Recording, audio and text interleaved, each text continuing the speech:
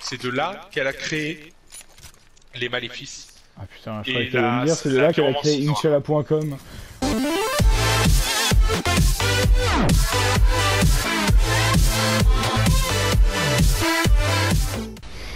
En gros, il sert un peu Amygdala.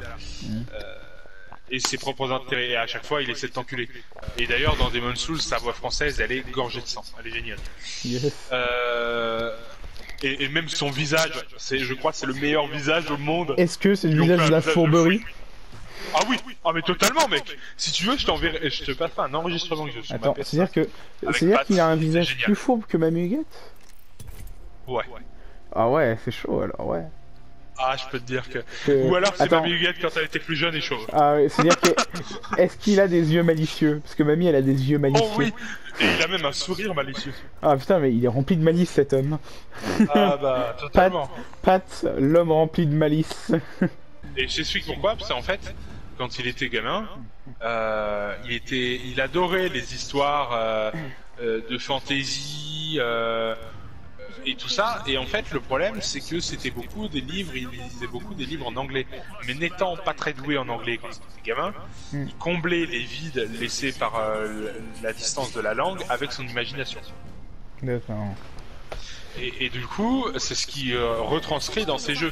C'est-à-dire qu'il te fait un jeu, un contexte, avec plein d'informations à gauche, à droite, des personnages qui te disent des choses, et tous les trous, tu dois les combler par ton imagination. Ouais, ouais, bah oui, Et ça, bah. je trouve ça De toute génial. façon, à Et chaque moi, fois ce qu'il y que a un j'aime- trou, faut tasser. Hein. Exactement, faut tester la clé. Donc, on sait que dans Dark Souls, les dieux, donc dans Dark Souls 1, les premiers dieux ont anéanti les dragons. Enfin, 4 seigneurs, les seigneurs des cendres, Gwen, Nito, la sorcière d'Izalith et comment il s'appelle le dernier? C'est bizarre, ça me dit un truc, la sorcière d'Isalith. Ouais, c'est normal, il y a beaucoup de références à ça dans Dark Souls 3. Et le dernier, je sais même plus, bah c'est Sif, je crois. Mec, c'est Cthulhu le dernier. Ah bah non, c'est le pygmée furtif.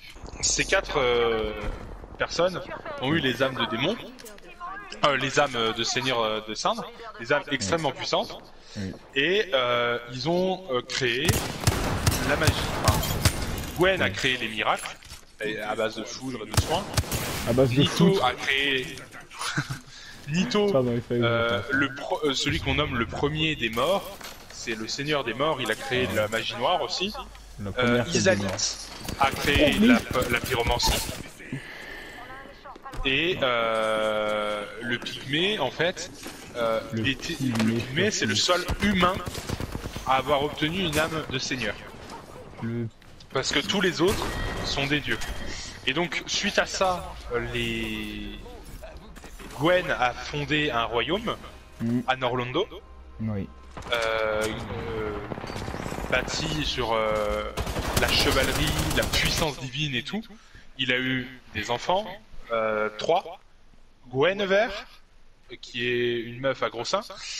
Ouais. C'est bien. Gwendoline, qui était un fils qu'il a élevé comme une fille. Son corps, c'est son corps qu'on voit sur la masse noire d'Aldrich, avec la couronne et tout. Ça, c'est Gwendoline. Ouais. Et un autre fils caché qu'on ne connaît pas et qu'on suppose forcément être le roi sans nom. De par son armure, son affiliation avec les dragons et avec la magie et avec les miracles. C'est qu'en gros, t'as les différents seigneurs des cendres à différentes époques. Bah, en fait, c'est ça, justement. C'est exactement très, ça. très stylé. C'est-à-dire très, très qu'en stylé, fait, du coup, hein. alors, soit tu le vois de façon à différentes époques, soit tu le vois sur différents plans, comment dire, universels, c'est-à-dire un multivers, quoi. Bah oui, mais du coup, ça n'aurait plus aucune logique par rapport à ce que tu m'as dit avant sur Gwen, Exactement. tout ça. Bah oui, c'est pour ça. Bah si, parce que ce serait un multivers, mais ça serait le monde de Gwen créé dans un autre univers. Mais Bah ça aurait ouais, quand mais- même du sens, mais beaucoup moins. Ouais, Je suis bien d'accord. En vrai, Mais je pense que ça moi- casse un peu le truc quand même. Enfin, en tout cas, Ouais, pour ouais, moi, je ça suis casse le d'accord. truc. En fait, dans le premier Dark Souls, ton but est de retrouver les âmes de seigneur pour entretenir la première femme. Et c'est là où, en fait, le fait que Dark Souls 3 est la suite directe de Dark Souls 1, puisque dans Dark Souls 1, tu n'as pas le choix de la fin. Tu es obligé d'entretenir le feu. Alors que dans le 3, Oui, c'est soit tu te sacrifies pour entretenir le feu, soit tu laisses venir l'âge des ténèbres. Et aussi, enfin, moi j'appelle ça plutôt sodomiser la gardienne, parce qu'en gros, tu sais, tu la mets à terre et tu lui mets Oui, c'est ça, ouais, c'est ça. Alors, en fait, donc dans le premier Dark Souls, tu pars à la recherche des seigneurs qui sont Nito, Ouais. Gwen, le pygmée qu'on trouvera, qu'on retrouve un peu plus tard, Nintolyu ainsi que, Woogie. la sorcière d'Izalith. Sauf que le problème, c'est que, en gros, quand Ah, Gwen... Izalith, c'est bon, je sais. Je sais, c'est le bâton de ses morts. Oui, le bâton d'Izalith. voilà. Putain, mais je cherchais depuis tout à l'heure, je sais que j'avais déjà entendu. qui est un bâton efficace pour les maléfices. Oui, tu me l'avais Tu déjà vas dit. comprendre plus tard pourquoi. En fait, Gwen a créé un Orlando, les seigneurs sont De la retournés baise. vaquer à leurs propres occupations, parce qu'ils ont éradiqué les dragons, Oui. en gros, qui régnaient auparavant sur le monde, et les humains servaient de bétail, quoi. En gros, ils ont sauvé l'humanité et ont fondé ensuite leur culte et leur royaume par-dessus, et l'humanité vivait en gros en bas, on va dire, tu vois. D'accord. Genre, Ouais. Anor Londo, c'est un peu dans le ciel, quoi, limite. Dans le premier Dark Souls, le problème c'est que là, au bout d'un moment, la flamme, tout comme dans le 3, vacille, elle va s'éteindre. Pour la raviver et que le monde ne sombre pas dans les ténèbres, les seigneurs doivent se sacrifier dans la première flamme. À qui Gwen de la étant première prêt à- flamme, Damien? Bah oui, oui, oui. D'ailleurs, Licheveux est présent dans Dark Souls 1. Ouais, Lichke, évidemment. Oh non. Lèche-que. Gwen accepte de faire cela. Ouais. Le problème, c'est que Nito refuse. Nintolyu Woogie, La évidemment. sorcière d'Izalith a sombré dans la folie et s'est transformée en une créature qu'on nommera le foyer du chaos. Elle s'appelle comme ça, vraiment? Et c'est de là... Oui, en Ok. fait, c'est de là... En fait, en perdant la tête et tout, c'est de là qu'elle a créé les maléfices. Ah putain, je Et croyais que t'allais me la- dire, c'est de la là qu'elle a créé pyromance Inch'Allah.com. C'est de là que vient Inch'Allah.com, du foyer du chaos.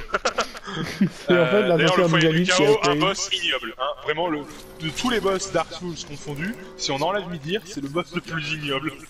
Gwen, lui, décide d'aller se jeter dans la première flamme et laisse Anor Londo à 4 seigneurs qui divise sa propre âme en 4 pour Attends, leur donner. Le problème, c'est que c'est... Il a réussi, lui tout seul, à la place de 4 à se sacrifier et ça a suffi? non, justement. Ah ouais. Le problème, c'est qu'il s'est sacrifié et ça a pas marché. Pour Il est rien? devenu complètement Oh fou. non, mec. Quoi. Bah c'est trop drôle du coup en fait. Oui, mais lui, il est un peu con, ouais. Donc il se sacrifie et il fail. Les 4 seigneurs à qui il a donné son âme divisée en 4 pètent un plomb et sombrent dans les abysses. Les abysses dans lesquels réside le pygmée furtif qui s'est transformé Putain, évidemment, en il est toujours là, Manus, lui, hein. on fera pas de blague. Ah, ouais, évidemment, bah. Et en plus, c'est un gros machin avec une grosse main. Ah ouais. Pour la branlette.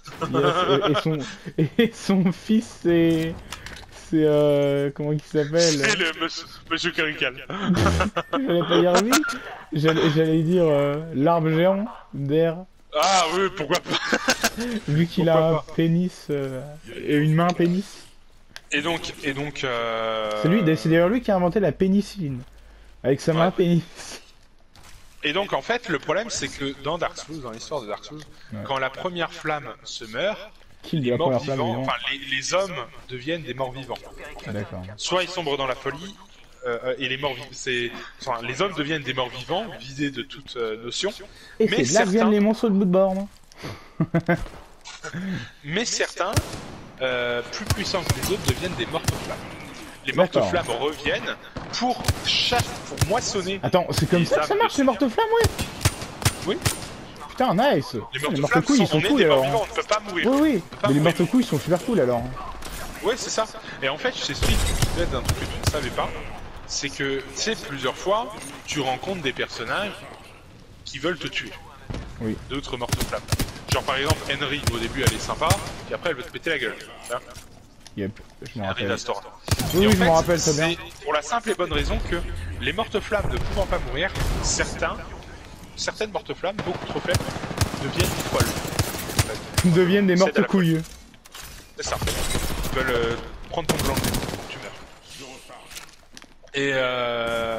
Et donc, en gros, les morte-flammes ont pour but de chercher les âmes de seigneurs, les réunir et aller se sacrifier dans la première flamme pour entretenir le feu, que l'âge des dieux continue, que les hommes redeviennent humains, quoi, que les morts vivants périssent et que le monde tourne bien.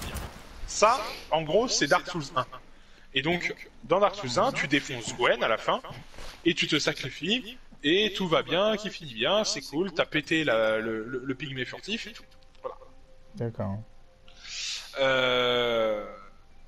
Ensuite, vient Dark Souls 3. Et dans Dark Souls 3, ça serait la suite directe, puisque plusieurs siècles après Dark Souls 1, la première flamme vacille de nouveau. Le monde a changé, Anor Londo a changé, enfin, voilà. Et les seigneurs des cendres, encore une fois, refusent de se sacrifier C'est dans des la putes première à flamme. chaque fois, hein. À part évidemment... Exactement. Ludlet qui ne peut pas courir vu qu'il n'a plus de Ludlet. jambes. Autrement il Mais aurait en pu, fait, mec. Ludlet, c'est normal parce que, encore une fois, c'est le seul humain parmi les seigneurs des cendres. Parce qu'en gros, parmi les seigneurs des cendres, il y en a toujours un qui sera issu de la lignée des pygmées. Ah, les pygmées furtifs. Parce qu'il y a ce qu'on appelle les seigneurs pygmées, et ces seigneurs pygmées sont les détenteurs de de l'âme de seigneur pygmée furtif, et ils en héritent, et eux, en général, acceptent de se sacrifier volontairement, parce que c'est leur seul but, étant des humains, ils sont inférieurs aux dieux, etc. Sauf que dans Dark Souls 3, l'âge des dieux est complètement révolu. Comme tu peux t'en rendre compte en rencontrant Yuria qui te propose, elle, de pas te sacrifier dans la première flamme, mais de devenir le seigneur des ténèbres, avec Yoel et tout. Et donc en gros, dans Dark Souls 3, à la fin, tu choisis entre soit entretenir la première flamme et faire perdurer l'âge des dieux, soit du coup laisser l'âge des ténèbres arriver. Et en fait, l'âge des ténèbres dans Dark Souls, du moins moi je le comprends comme ça, c'est l'âge des hommes.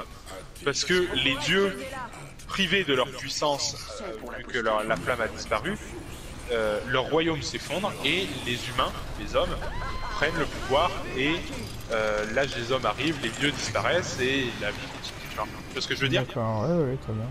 Donc moi je le vois comme ça, personnellement. Et en gros, pour moi, Bloodborne, ça serait la suite logique de Dark Souls 3 si tu as choisi à la fin de faire de laisser l'âge des hommes arriver, donc l'âge des ténèbres. Puisque, regarde, imaginons, Non, mais oui, après Dark Souls 3, l'âge des ténèbres arrive, donc l'âge des hommes, les hommes prennent le pouvoir, fondent des royaumes, fondent des villes, et aussi le fondre temps des passe et gosses. tout. Au final, on en arrive à l'époque de Bloodborne, à l'âge des hommes. On voit bien qu'il n'y a plus de dieux. Les grands anciens seraient en fait les anciens seigneurs des cendres déchus qui essaieraient de récupérer de détruire le monde des hommes, parce que c'est ce qu'ils essaient de faire ici. Et l'âge des hommes, en fait, vu que les hommes, le problème c'est qu'on te le dit, si l'âge des hommes arrive, c'est la fin, tu vois. Il arrivera rien de bon. Et la preuve, puisque les hommes, au final, avides de pouvoir, ont essayé de se renforcer et de vouloir ressembler aux dieux grâce à la thérapie du sang dans Bloodborne. Tu vois ce que je veux dire? Oui, oui, je vois. Et donc, tout est lié pour moi, tu vois. Je suis pas clair, mais voilà. Bah si, j'ai tout bien compris. T'inquiète, il me faut pas beaucoup pour comprendre. Hein. Mais non, non, honnêtement, ça se tient de fou. Ça serait... Je pense que ce serait cool, pour toi en tout cas, que ce soit la bonne... J'ai trouvé un grand chargeur de précision. Bah, je pense pas qu'il y ait de bonnes ou de mauvaises réponses, tu vois, c'est juste... Ça y est, là, Moi, je l'interprète comme ça, et c'est beaucoup plus stylé. J'ai pas compris. On allait avoir une happy end, mais non, Damien, il faut qu'il rajoute son grain de sel. Son petit grain de folie. Nova Et Jalala. en fait, en plus, tu peux même lier Demon's Souls à tout ça. C'est ça le pire. Et puis à mon pénis aussi, hein. On peut clairement jouer Demon's Souls à mon pénis, hein. Ouais. Parce que dans Demon's Souls, tu vois, Ouais. les dragons, par exemple, ne sont pas éradiqués. Donc on pourrait se dire, Demon's Souls, en fait, ça se passe avant que les dieux n'éradiquent les dragons. Et à ce moment-là, les démons qui envahissent le monde de Demon's Souls seraient en fait les futurs dieux de Dark Souls. Ils envahissent le monde de Demon's Souls, asservissent les humains avec leur pouvoir très puissant. Les démons plus faibles meurent face aux humains et les humains sont asservis. Et ils prennent le pouvoir et ils détruisent les dragons. Et ils deviennent les nouveaux dieux. D'accord. Ouais, bah oui, c'est... Ça se tient en vrai, hein, tu sais. En tant que tasseur de crottes de métier, je trouve que c'est... C'est très tassé de ta part, Dame. Vraiment, là, tu tasses bien. Tu tasses très très bien, Dame. Je suis ravi d'apprendre En même temps, t'es un tasseur de métier, hein. Moi, j'ai appris ça toute ma vie, et honnêtement, je suis content de voir que ça fonctionne. Que, bah, le tassage, toujours. Hein. Quand t'es dedans, de toute façon, c'est difficile d'en sortir. Hein.